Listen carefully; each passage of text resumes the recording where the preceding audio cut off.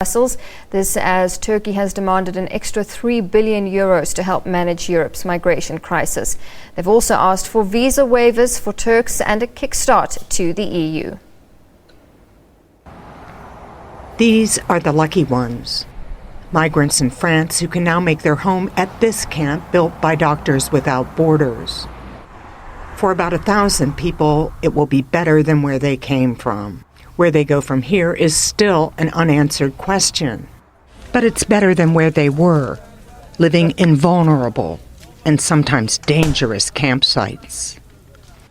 This is a scene along the Macedonian border with Greece. For thousands of migrants stuck in Greece, it can seem like there is no way forward.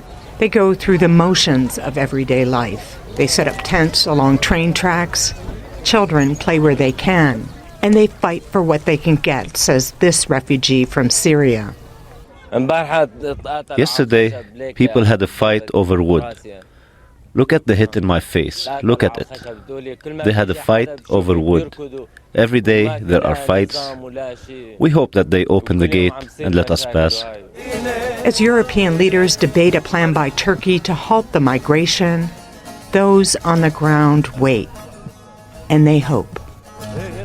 Well, the debate on Syria continues, and the multi-sided conflict, which began in 2011, has morphed into one of the biggest migrant crises. But what is remembered about the popular uprising and the origins of the conflict? With me in studio today, Wendy Pearlman, Associate Professor of Political Science at Northwestern University in Chicago. She's written a book on the Syrian uprising, and it's been described as setting the record straight. Wendy, welcome. Thank you for joining us. Thank you so much. So setting the record straight, have people forgotten how this conflict started? Yeah, I believe so. And one clarification is I'm actually still in the process of writing the book, so I look forward to having it out soon. I think that people have forgotten that this did begin as a popular uprising against an authoritarian regime.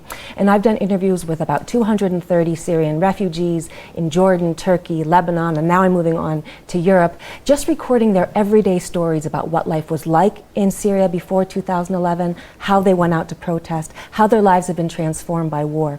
And they all emphasize that this was a popular revolution against a regime that was authoritarian, that was oppressive, that was corrupt, that lived through intimidation and fear and manipulation. And people found the courage to go out into the streets and say, enough. After 40 years of dictatorship, we want a new type of system. We want to live free. They had popular demonstrations that spread across the country. The Assad regime responded with extreme, severe, disproportionate violence. And gradually that revolt militarized. People took up arms, first to defend themselves, then to carry out offensive operations against the regime. Other states and parties got involved from the outside, and it evolved into this terrible war that we see now, destroying the country and forcing millions of people from their homes. But for the people I talk to, they still cherish this memory of a revolution which they said broke the barrier of fear. They had lived their whole lives too afraid to speak about politics, too afraid to express themselves as human beings, and they went out to the streets risking their lives, knowing that they were risking their lives to say, we want a better system. That's how it began, and I think it's important not to lose sight of and really to honor the courage that it took, the human spirit that realized itself in that moment, despite the tragedy that has unfolded since. So it started as somewhat of a revolution, as you say, and now there are migrants all over Europe. What's at the heart of the story now, and how do they see themselves going back? And once the war is over, do they see themselves going back and forming their lives again? Mm-hmm. It's a terrific question. I began doing this project in 2012. I did interviews with Syrians in 2012, in 2013, 2015, 2016, and I'm continuing. And I've seen this change over time. In the first years, people very much were committed to going back to Syria. In fact, many people I talked to felt like they had their bags packed. They were ready to return home at any moment. They wanted to go home and rebuild a free Syria. As time has gone on and there's been more and more destruction, unspeakable destruction, death, total destruction of the economy. You see the scenes of streets turned into absolute rubble. More and more people now worry that there's nothing to go back to. And more people say this revolution that began as our revolution to fight for our better government has now become a conflict of others. Iran is involved, Russia, Saudi Arabia, Qatar, the whole world with different proxies and so forth. They feel it's no longer in their hands, which is completely contrary to the dream they had in the beginning. So what will see the war coming to an end? If all these other countries have got involved, what will bring this war down? There needs to be decisive intervention, I see. At this point, the Assad regime is refusing to surrender. His allies also refuse to give up. At this point, I think the initiative is in the hand of Russia and Iran that will really do what it takes to keep Assad in power.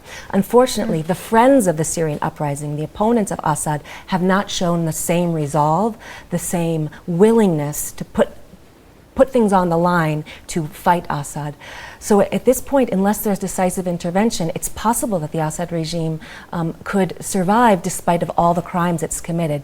There needs to be decisive intervention on behalf supporting this uprising and the opponents of Assad to bring this regime down, or at least to use enough pressure to force it to compromise, to negotiate a solution that will lead to a free, democratic, stable Syria.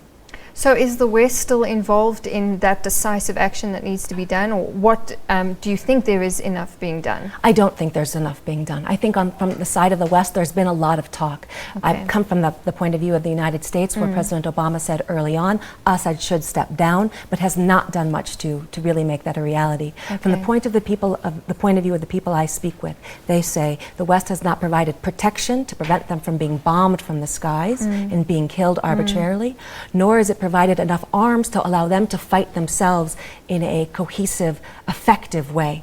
So they're civilians that are just left to their fate. They're neither being protected nor they're being supported in their fight. In many ways, they feel that the West has abandoned them to a bloody dictator, and in many ways, I have to agree with them. Wendy, we have run out of time, but I do want to ask you very quickly, Yes. how did you get involved in this research and the writing of your book? Well, I'm a professor of Middle East Studies. I've been studying the Arab world for 20 years. I wrote 2 earlier books on the Palestinian conflict. When the Arab uprisings began in 2011, I was just captivated by the Syrian story, especially because of the courage that I saw that Syrians showed in going out into the streets. I wanted to record their stories so I could help present their points of view to the rest of the world, because often people speak for Syrians. We need to listen to what Syrians have to say themselves. Well, when you see those pictures of those Syrian refugee camps, your heart breaks. So absolutely. Be interesting to read your book. Wendy Pearlman, Associate Professor of Political Science at Northwestern University. Thank you very much for coming. Thank you.